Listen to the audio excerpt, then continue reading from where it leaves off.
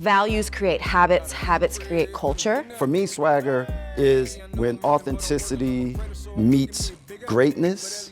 That's what makes it cool. For me, sports has always been about friendships. Players in any sport, they want to know that you're invested in them as a person, not just a jersey number.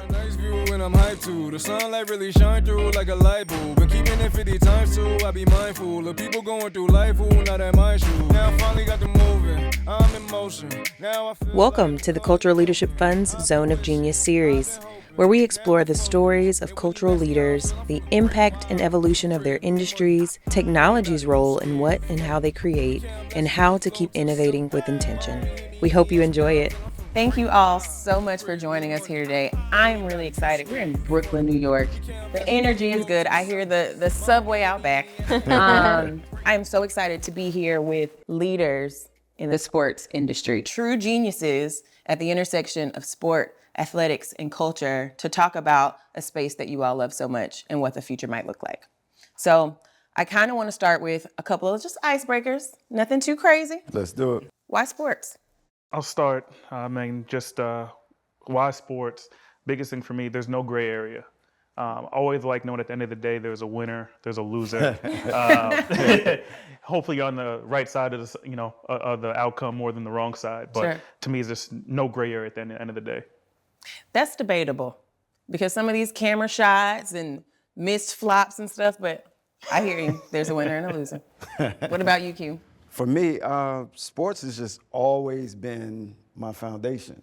Growing up in Southeast DC, I had actually a basketball court in my backyard. And my pop was actually played in the Negro Baseball League. So Oh, wow. our family was raised in an environment where sports really wasn't an option, nor was education. And so it was just something that was always a part of my life. And growing up in Southeast, most of the successful older black men that I saw were either lawyers or doctors or accountants. And I didn't know anyone unless they had played professionally who had really made it in sports. So when I realized I didn't have the true talent to play professionally and it was a crusher, a heartbreaker for me, I had to figure something out really quick. And so I just started to stick with my passion for the sport of basketball. And I said, you know what, I'm gonna create a basketball lifestyle for myself. Sure. And I think I've done that.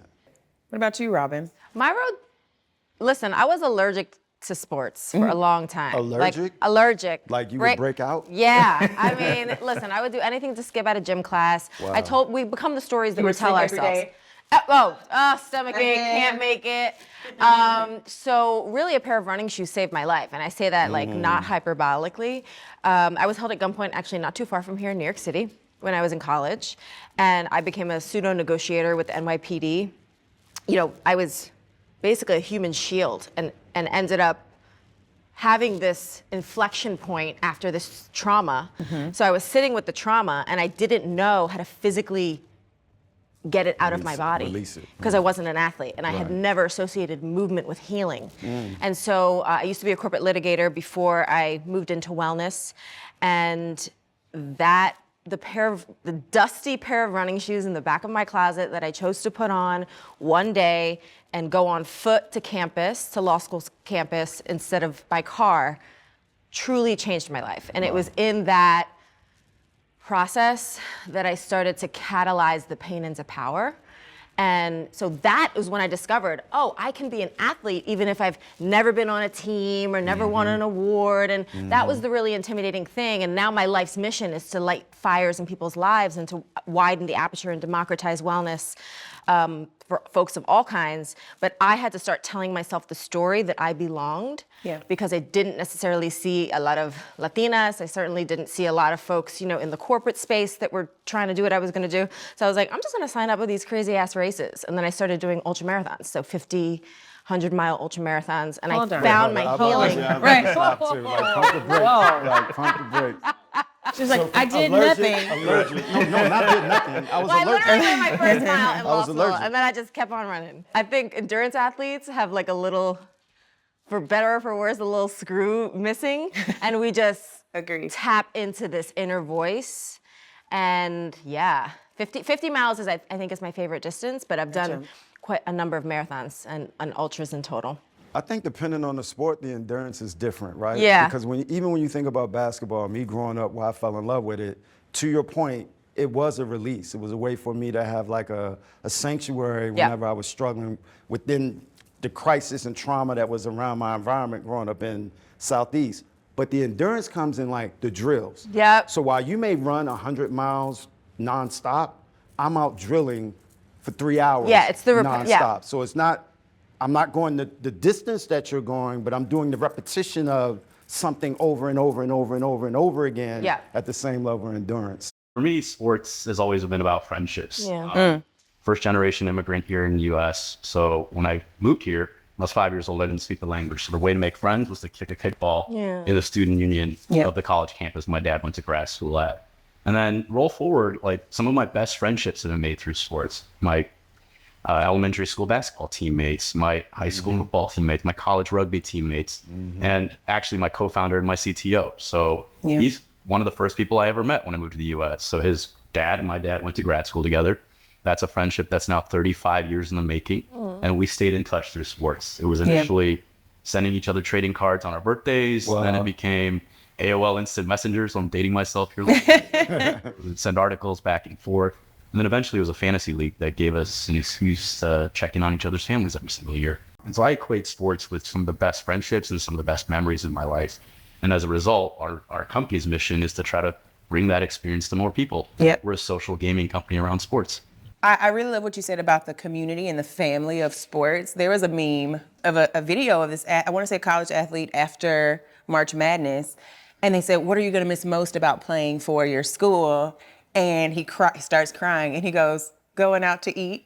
Right. Because when you're with your team and you're on the bus and you're traveling and doing your games, like those moments after the game where you're just hanging out at Applebee's or Chili's and just hanging out, like that is the community that's so important in sports. And what people will remember, he didn't say I'm gonna miss the games and the drills, it's going out to eat with my teammates. And part of that, what we're all saying implicit without saying it is, being the best at your sport, whether it's teammates you come in contact with, people you grow up playing with. When you get to that certain level, you're thinking about, okay, what am I willing to sacrifice? What am I willing to give up to be great, right? So those, can you talk about those relationships with those people, teammates, friends that you're waking up with at 6 o'clock in the morning? You're creating a bond with those people that's different than even some family members. Because you're going through, whether it's trauma, whether it's overcoming adversity, things that people that you're closest to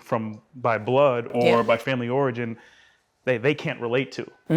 So when you hear about those tears that college kids have when they're leaving the environment, they're missing that camaraderie, but also the community that support. they're in. And like that incubator, it's different from even from team to team, from sport to sport. When you talk about basketball with the number of players that they have on their roster versus football in my arena where you're at 53 on the active roster, in the off season you're at 90. That's a large brotherhood. So think of all those relationships that are being forged, guys that maybe grew up like you, or someone that you may come in contact with that has the complete opposite background, the complete opposite outlook on things that are separate from sports, whether it's politics, whether it's religion, and you form that connection with them. So that's why I feel like sports is so special. And you talk about that community, that sense of community. It's different from just saying, hey, we are in this community because we grew up there. We were forced to grow up here. I think it's a chosen community, which makes it different. It kind of goes back to something you said earlier about how black and white sports is. There's really no gray.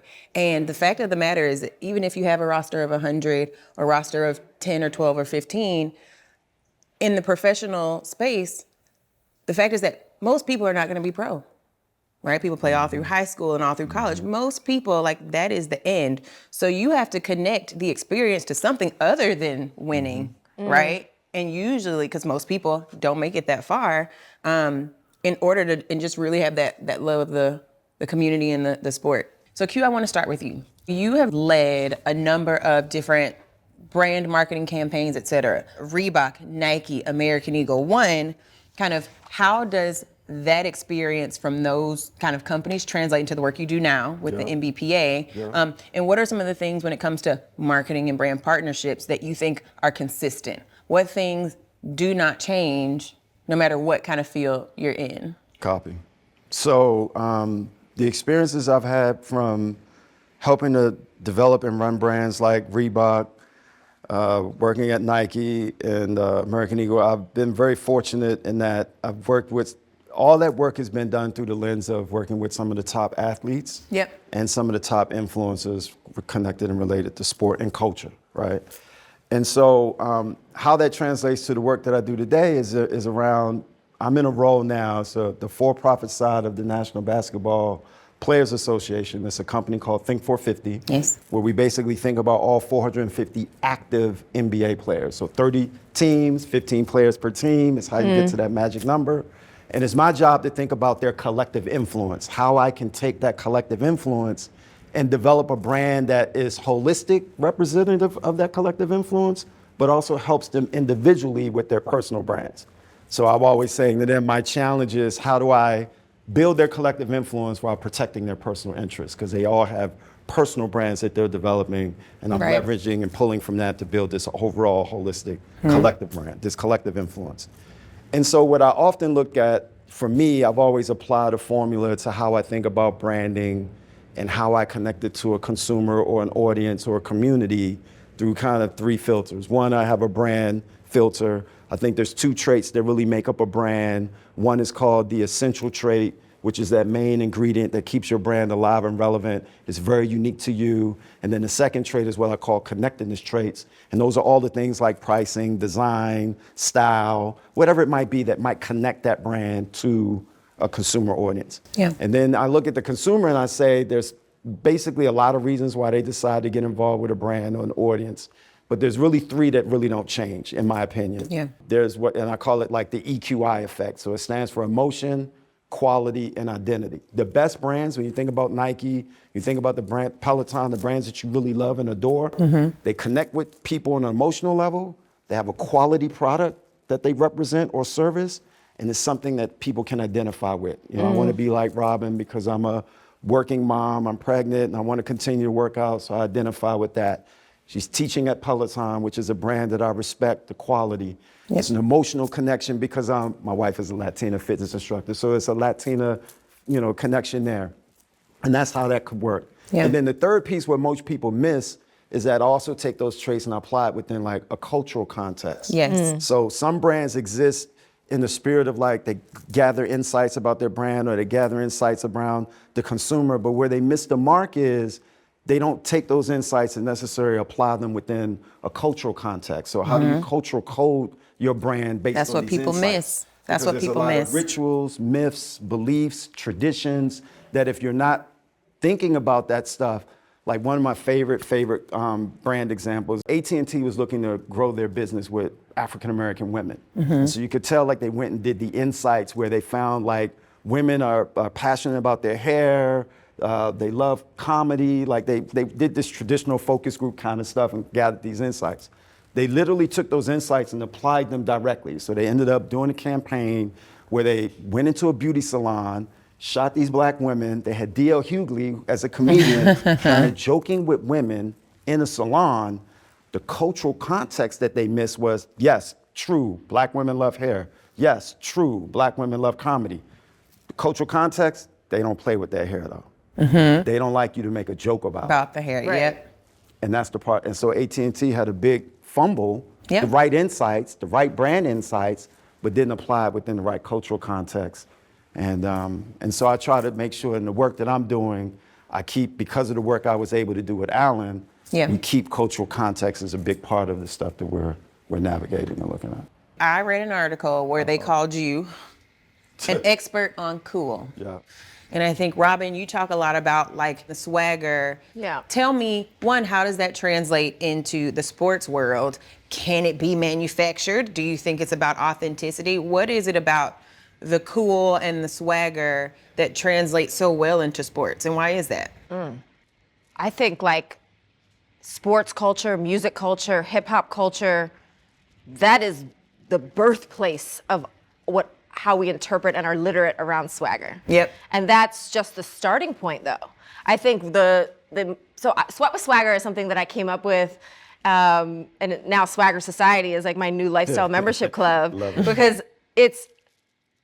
being willing to self-define your own finish line, meaning your own definition of success, looking good for victory, and knowing even if you don't know it, you're gonna figure it out. That's swagger. It's that like person who's walking down the street and you're like, I don't know if I would wear that, but I'm paying attention. You know what I mean? Like it doesn't have to be, you know, I look like you, you look like me.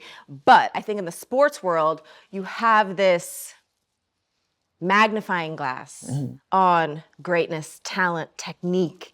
And you're looking at folks who are trying to explore their edges in a very public stage. And I think that is a marvel and something that's beautiful, but also something that requires amplifying your inner voice and listening to the whispers until they become roars.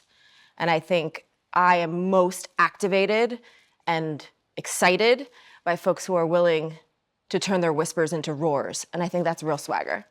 I love it. And it could be expressed in all kinds of ways, right? Jewelry, clothes, shoes. But those are... And that's about authenticity. But that is but when it's done, you asked if it can be manufactured. I don't think it can be manufactured well. I think the kernel is always that fire in your belly. And it's just like, give me the mic, I got you.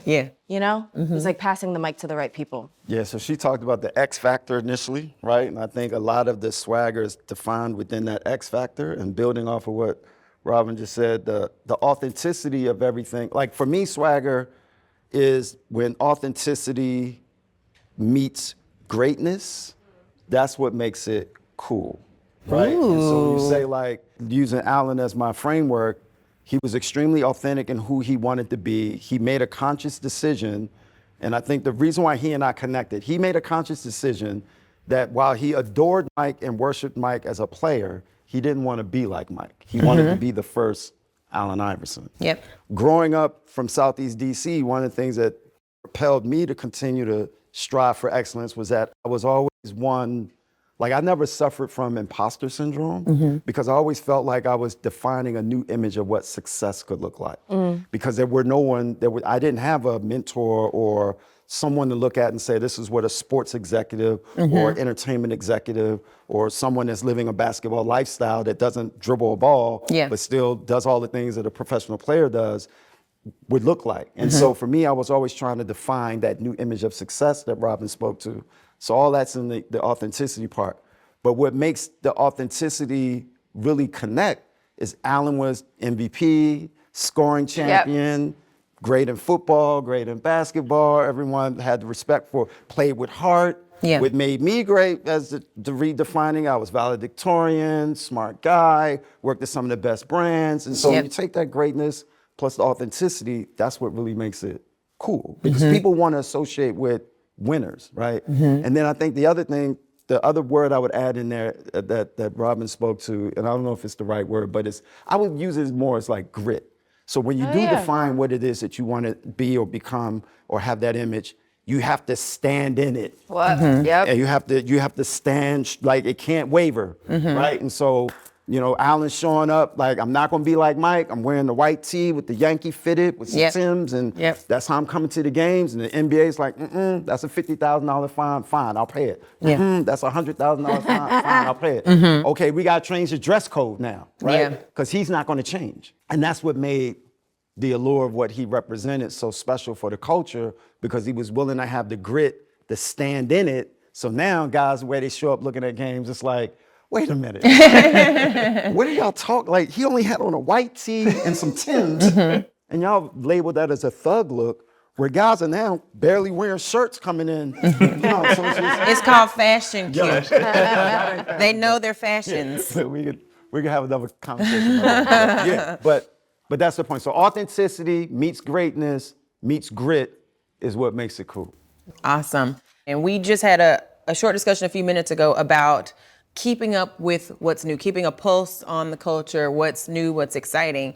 You kind of have to do that on the talent side. So like, as you're scouting people, how do you think about what the future of a QB might look like or a running back? How do you think about staying fresh and hip to the new talent coming in? In layers, we can kind of chop that down. Let's do it. I think first you talk about evolution of the game, right? And when I say evolution of the game is, we can only take on the NFL level what we're getting from the grassroots to high school to college, Yeah. right? And it's adjusting our eye.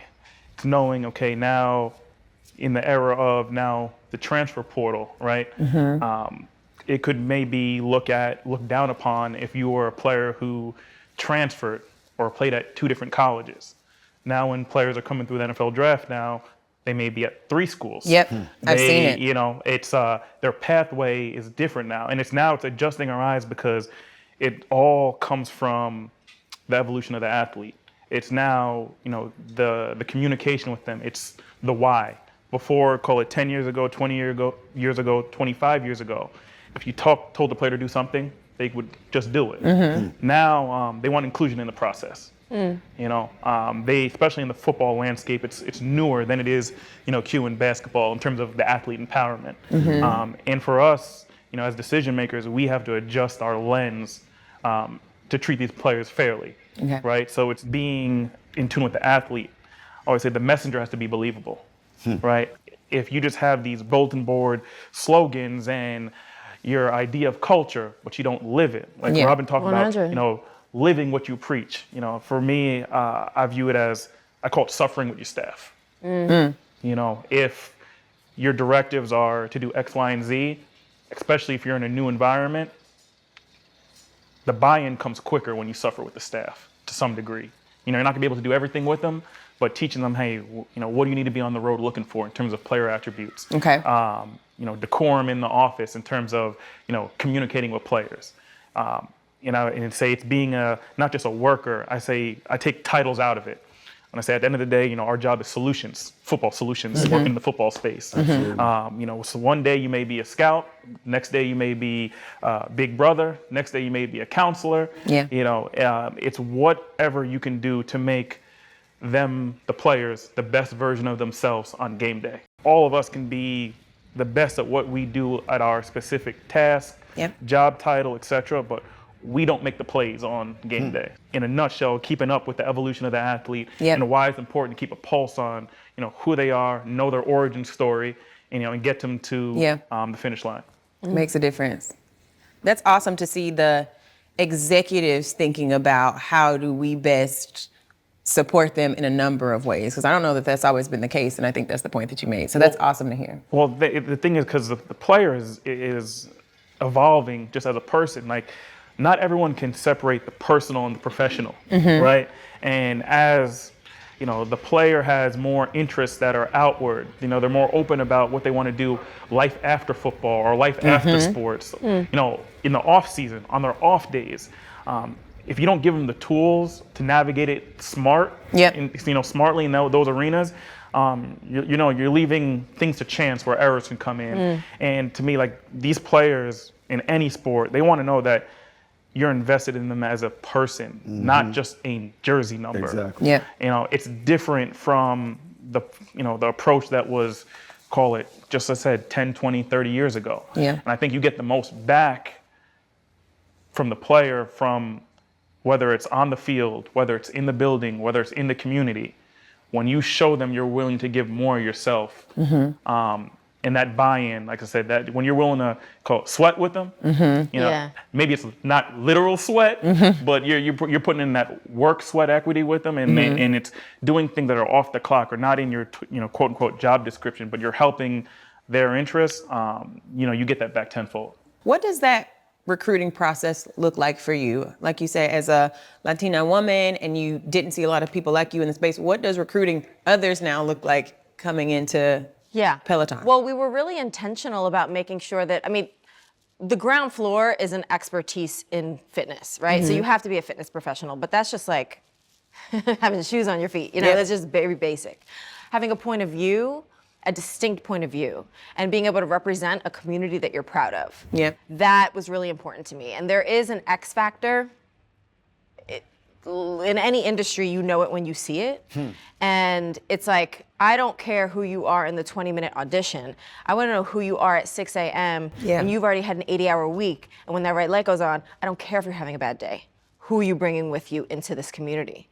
How are you holding space? How are you projecting your energy? Are you a leader? And thankfully, we've really created a team that, for with that is the case. I mean, I always look at values create habits, habits create culture. And we can espouse values in a deck, on a board in the locker room, but the habits that they're bringing with them and the point of view that they filter those habits through are going to create the culture of our team, and then that culture is going to create the larger Peloton culture and community. So the recruiting process is trying as best as possible to drill into somebody's true energetic frequency and see if they have synergy with the team. Because the work ethic is like, you're going to hustle. That's table stakes. That's just like, that exactly. That's the knife and the fork. The meal hasn't even been served yet. Right. I love that. I love that you lean in on habits. I do that with my team as well. That's one of the things I picked up through all my years of playing sport is that the habits is ultimately what really truly defines your success. Yes. Without those habits, you really don't have that success. So. And the thing about habits is they're not super hard to create. It's just about the commitment for a period of time, and then And it's the an oiled consistency. machine. Yeah. I don't care what you're willing to do once. What are you willing to do 100,000 times forever? Exactly. Robin, I see why people like taking your class. I see it. I would be motivated with what you just said.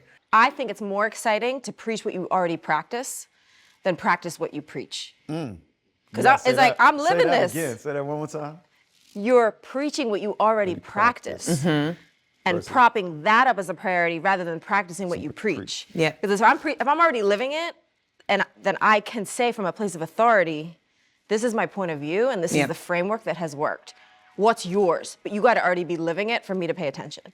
So Nan, what you've built in the kind of sports and tech space is an overlay over a number of things. So tell us a little bit about how the Sleeper came about and why you saw it as a need in the market. Because fantasy is not new, but you took a new perspective on it. Tell us a little bit about that. Yeah, when we started about 10 years ago, there were already several fantasy players in the market, the Yahoos, the ESPNs of the world. And in fact, fantasy's been around for the better part of almost 4 decades now. It started on pen and paper where people were, using magazines to research stats. So we were coming into a market that already had incumbents, and we had to have a fresh perspective on how to break through.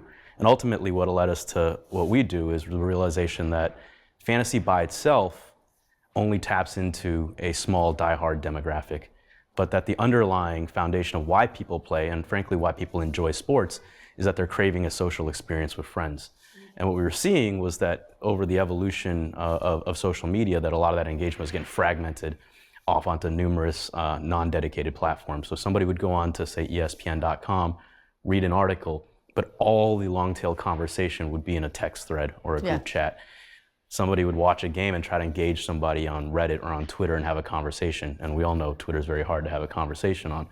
And so what we realized was if we can build a platform where at the foundation it's about that friend experience and the conversations that you have, then you can start disrupting every aspect of sports, not just fantasy sports, but the content space as well. And we started with fantasy leagues because that's a natural cluster of friends.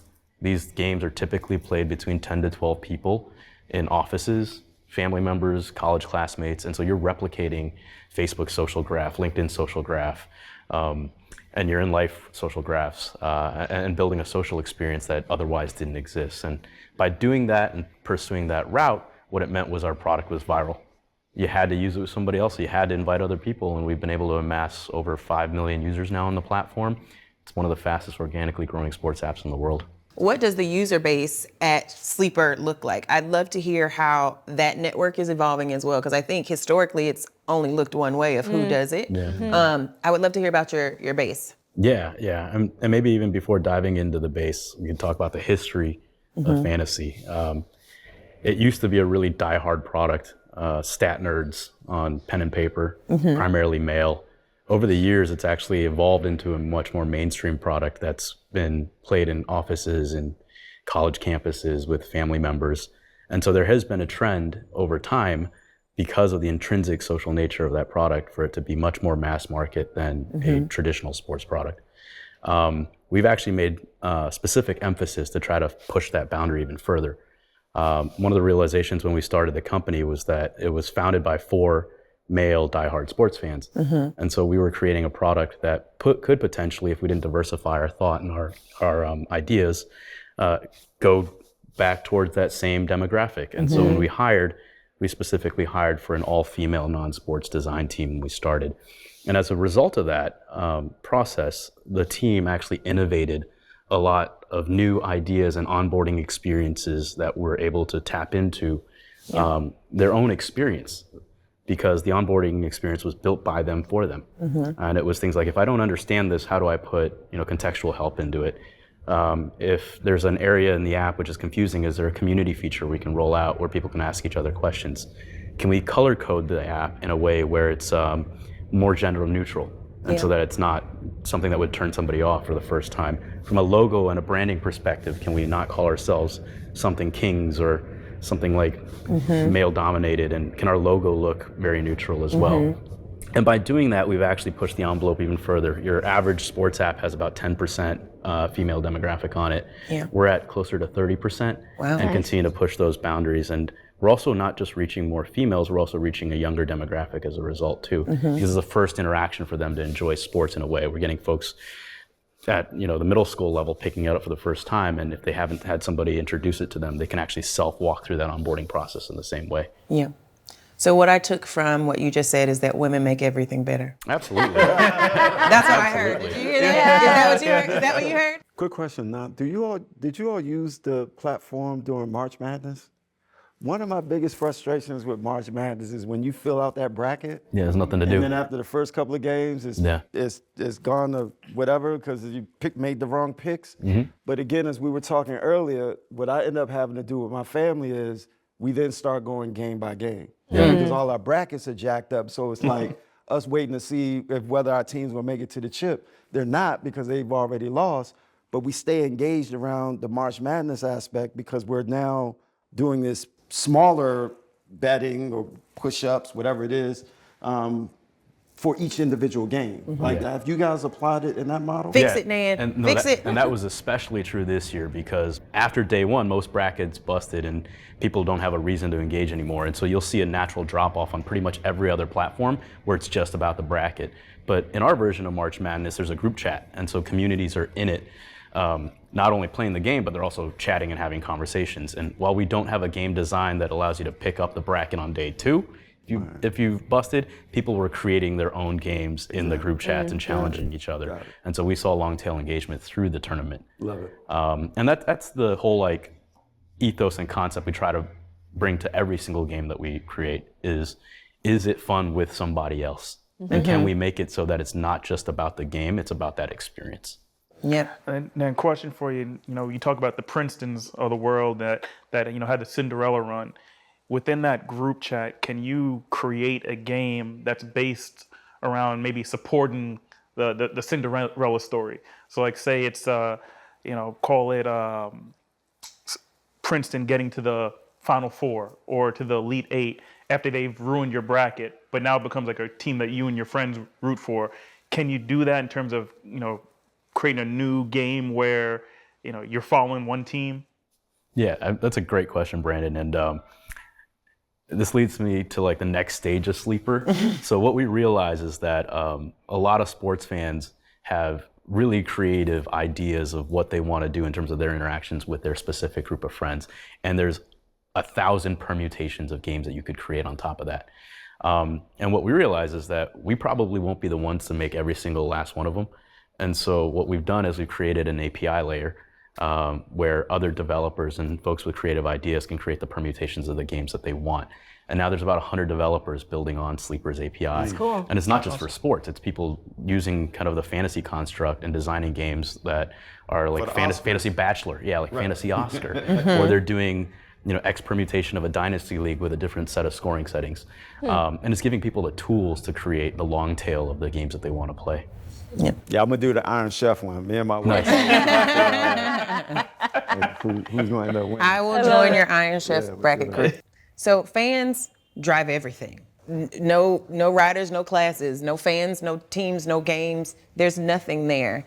Tell me a little bit about one, how you all honor the fan experience in your work, but also how do you reconcile something like fantasy, where fans love fantasy, they live for it, they bet money on it. But I heard a lot of players hate fantasy.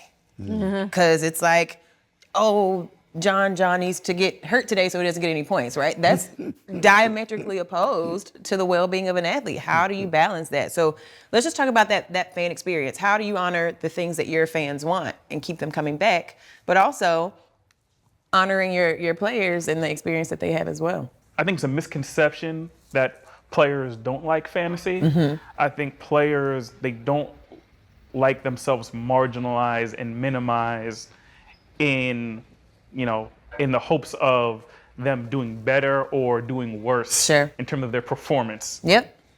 On a week-to-week, day-to-day basis on fantasy. Because I know a lot of players, it allows them to engage in other sports. Like they could be players that are on a football team that engage in daily basketball fantasy or baseball or fantasy. March Madness. Everybody does March Madness. Exactly.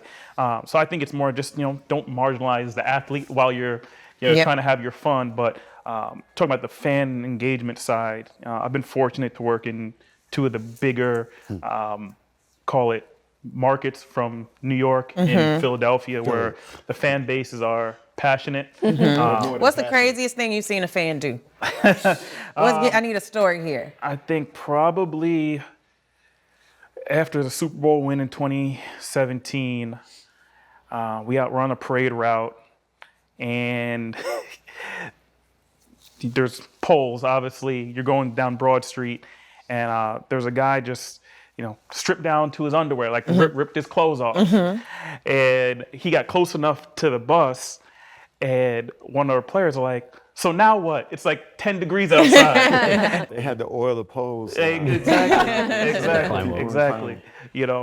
Or even just like this past year, the fandom with us going to the playoffs with the Giants, someone that said, hey, I've been a lifelong Giants fan, and it allowed me to get closer with my family because we had a reason on Sunday with the team doing well to be around the TV together. In years past, it's like, oh, okay, well, we lost this game, or the performances were up and down. It's now, okay, riding, hey, the wave, you guys are going to the playoffs, okay, Sunday we're all around the TV. So now it forced family engagement. Yeah. And I think when it comes down to, you talk about the fan base, a lot of it, the fans want to see themselves in the team. They almost take on the environment, the swagger, the attitude of the team. They want to see that embodied in the city. When I say the Giants, our mantra is smart, tough, dependable. A lot of people from tri-state area, our national fan base, they can recognize with players. And I think when that's true, they go extra. It makes you want to go get that jersey. It makes you want to show up at the game. There's a sense of community that we take, especially in the football atmosphere, that we take pride in at the stadium, where every Sunday or every game day, you may have your tailgating spot. And, between Robin, Q, and Nan, they have their own tailgating spot. And you almost build like your little tailgating community, right? And it's like, hey, this week I'm bringing this dish. Nan, you're bringing this dish. Robin, you're bringing these drinks. And it's almost, you have your little family away from the family that allows you to, root for a unified team. So that's why I think, especially in football, where it's not a year-long deal.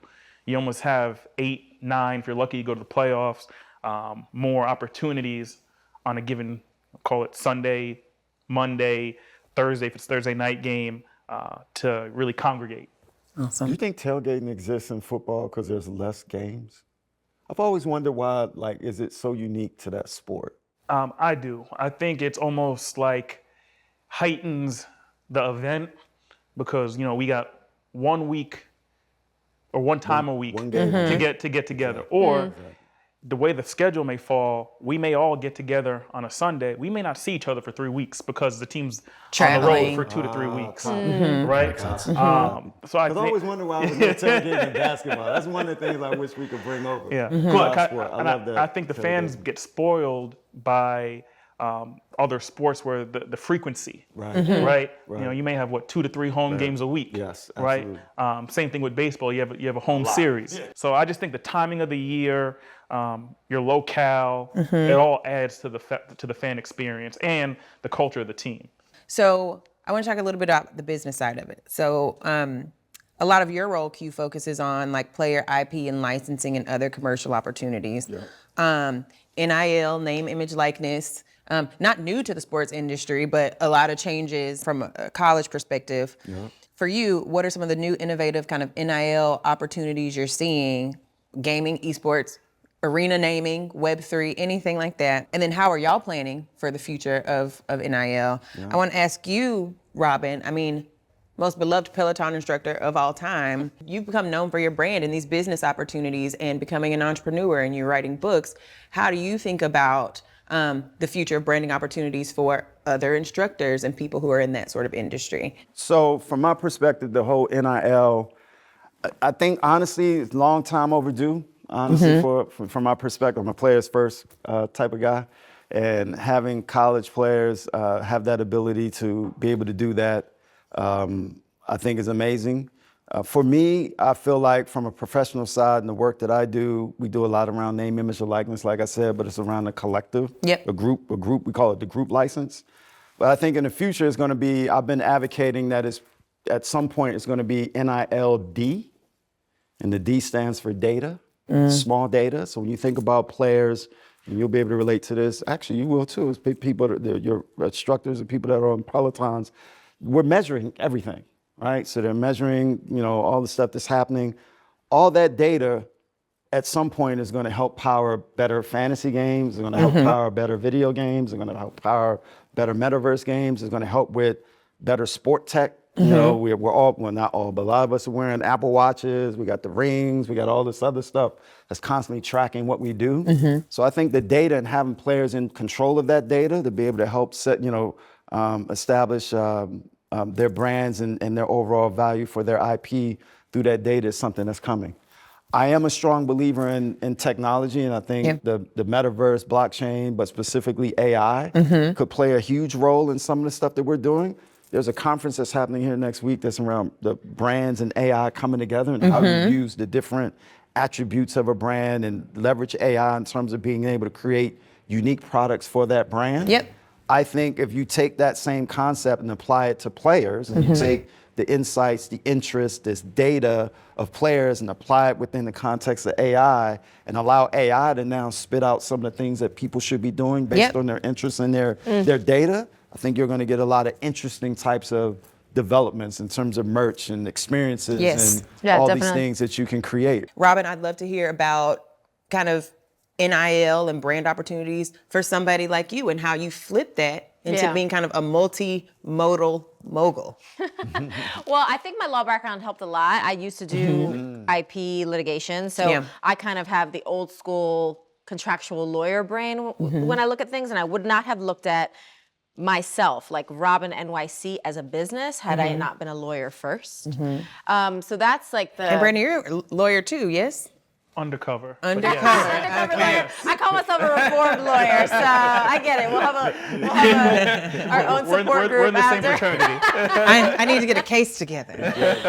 So there is like the classic IP that I think a lot of artists, musicians, athletes, unless they have the right team behind them, they just don't get it. And my adage is like, I'm gonna know my worth and add tax to it. And I've always said that. Like when I left law, there were brands that were like, I want to pick your brain, because I was running with crews in New York City. We were doing, meeting up at midnight with DJs and rappers and whatever on the Lower East Side. And it was like people were like, that's a commercial. I'm like, I know, And so it was the coffee date that was to pick your brain by somebody who was much more well paid than me when I was leaving law with not a dollar.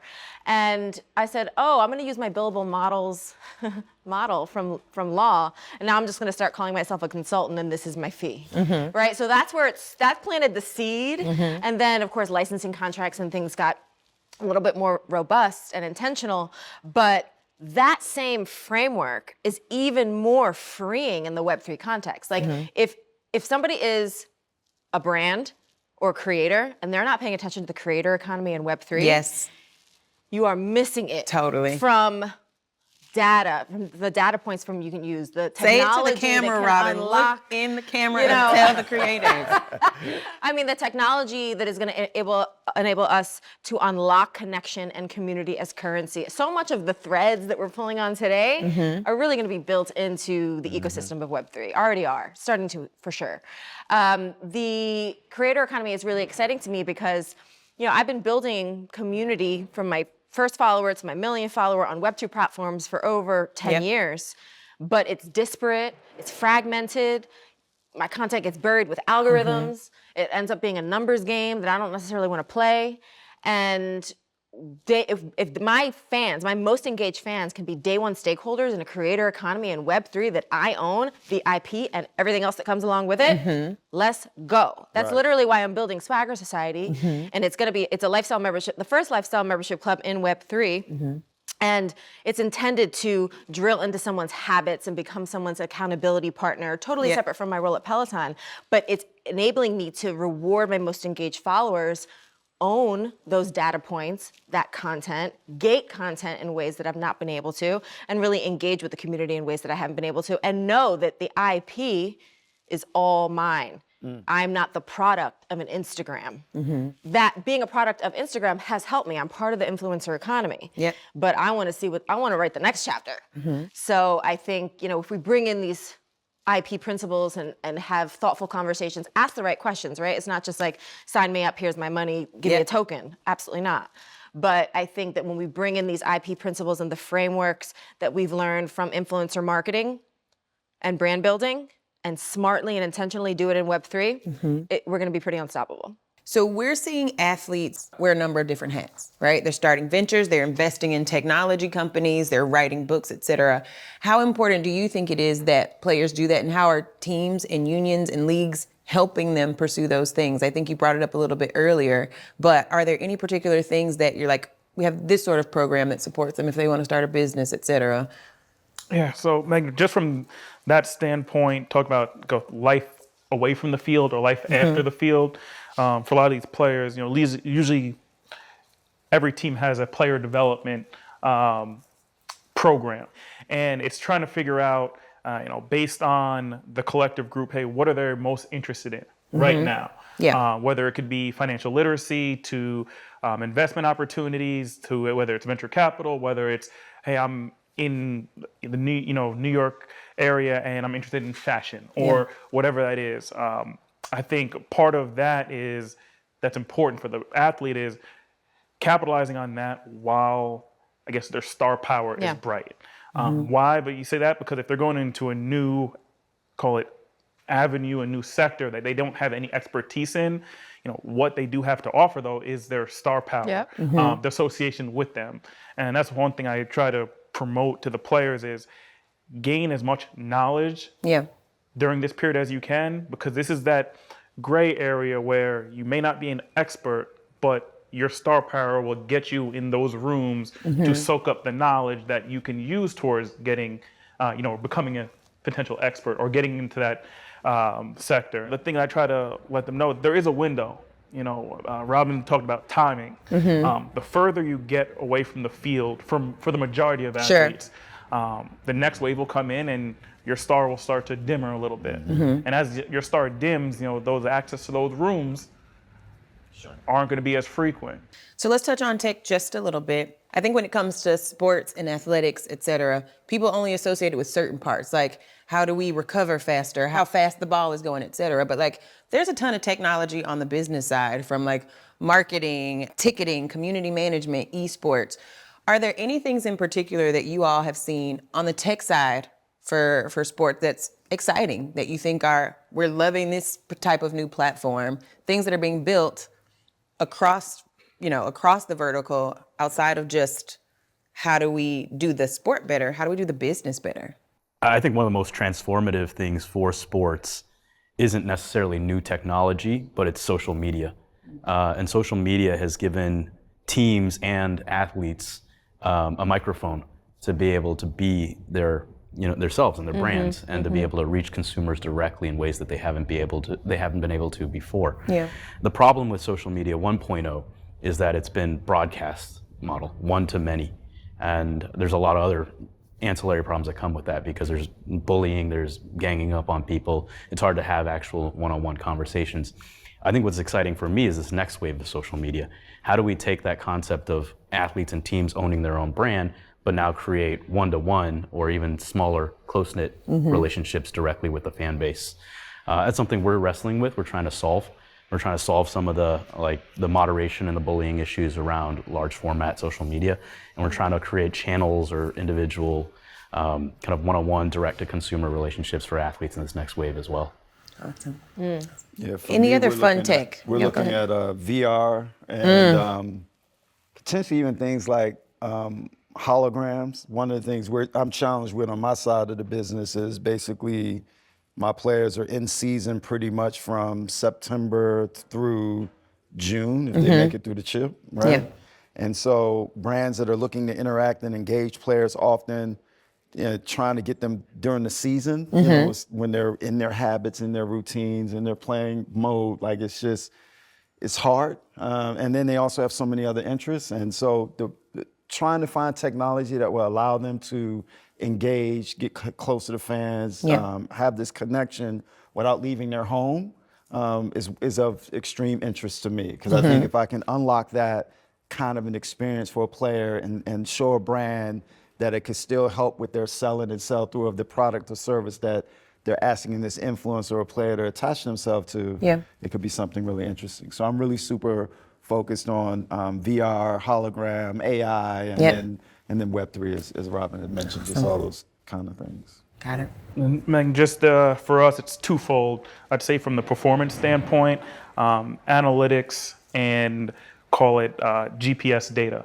You know, just in terms of from the decision-making process. So, you know, we know whether it's tracking speed, miles per hour, whether it's force plate, a lot of these onboarding tools that we can use to see baselines on where players are when they come into our program. That's one thing. Technology has given us a large opportunity in terms of putting another tool in our box of how do we maximize the athlete, or how do we compare athletes apples to apples that may have come from different teams, different environments, and what's their growth opportunity, right? So that's one thing. I think from the fan engagement standpoint, especially in football, it's great for the players because now fans are getting a closer glimpse from the business side, getting an insight into players and seeing who they are under the helmet. You know, it's not like basketball where they're, a football player could be walking down the street and more often than not, you may just walk past them and not know. That has happened to me.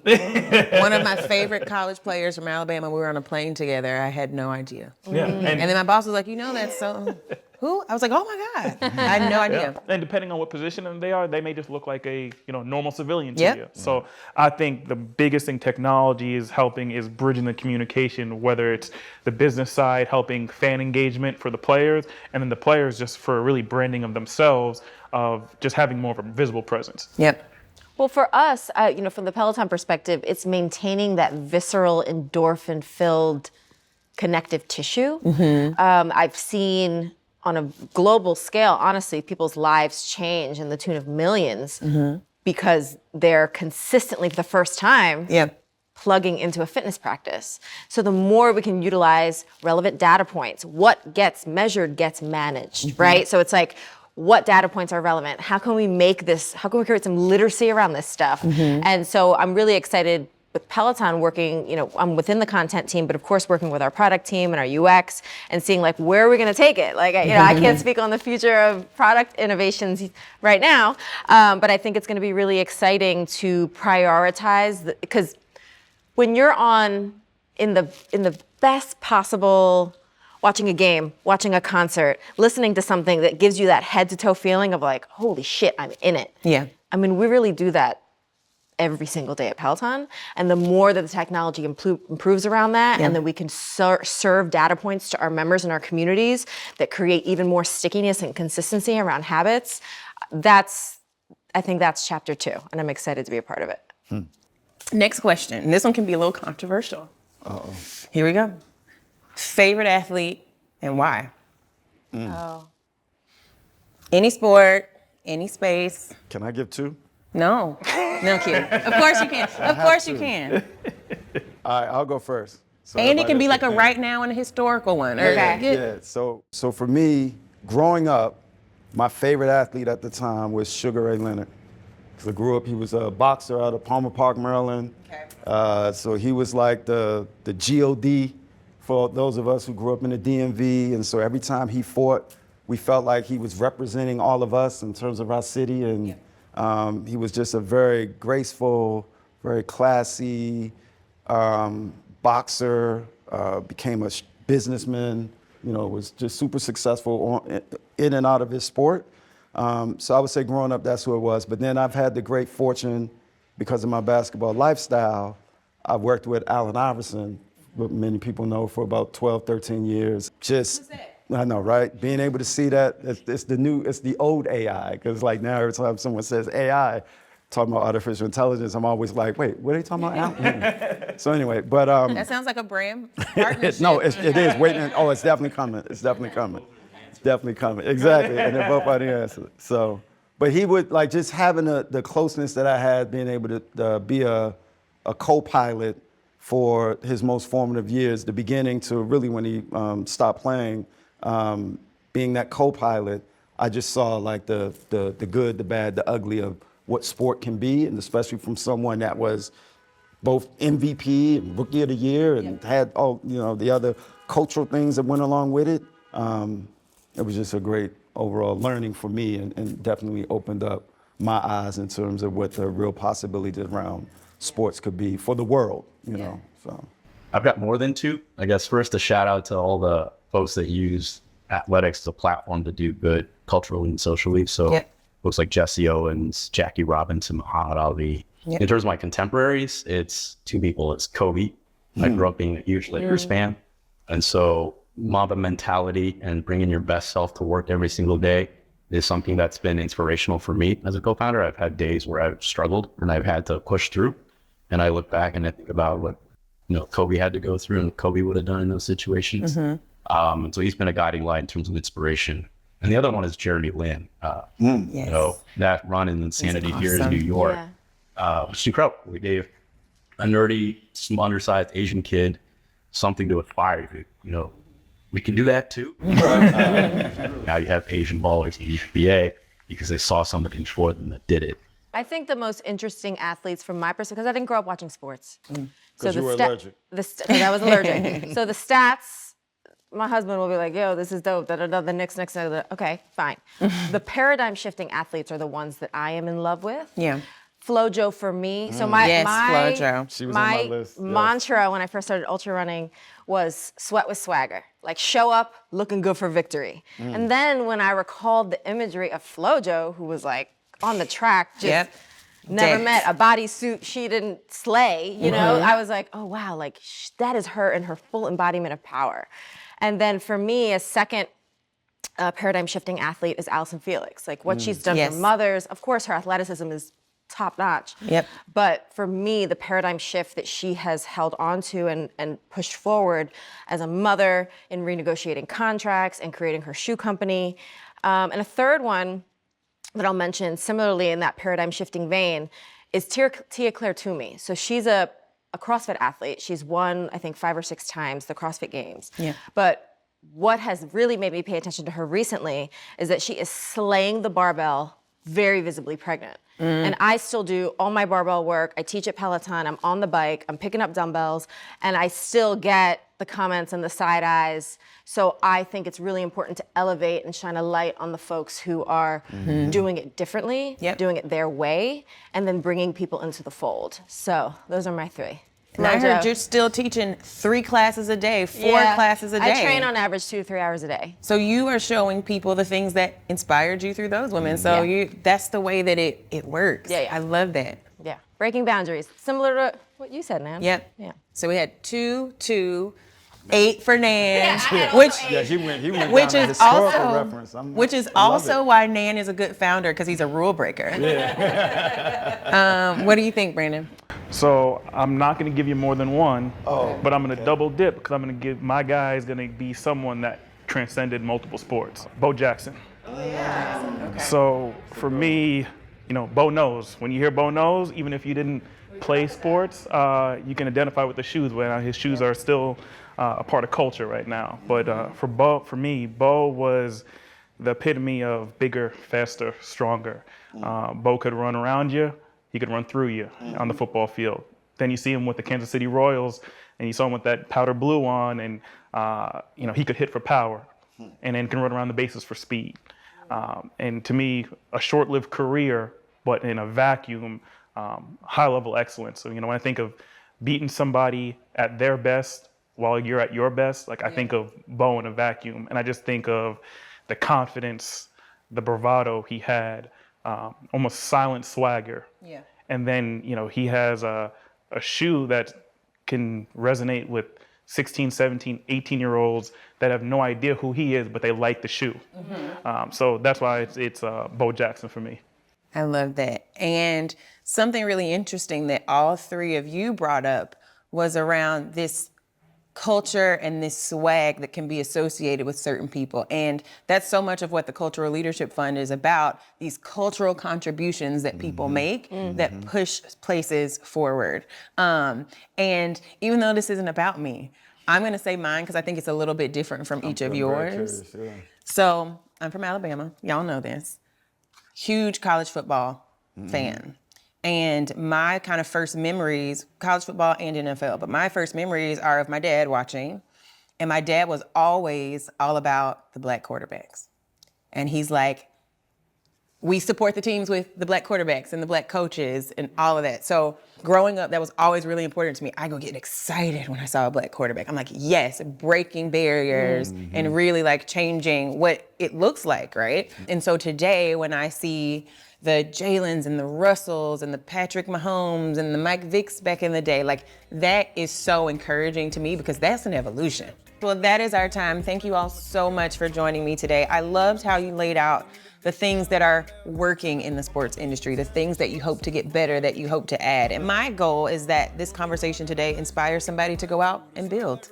We're excited to continue thinking about sports and what does the future look like. And thank you all for being a part of that. Thank you. Thanks for having us. Great chat. Yes. I've been wishing, I've been hoping, now I'm focused. And when you ask me how I feel, I'm feeling great. Wow. New crib, new money.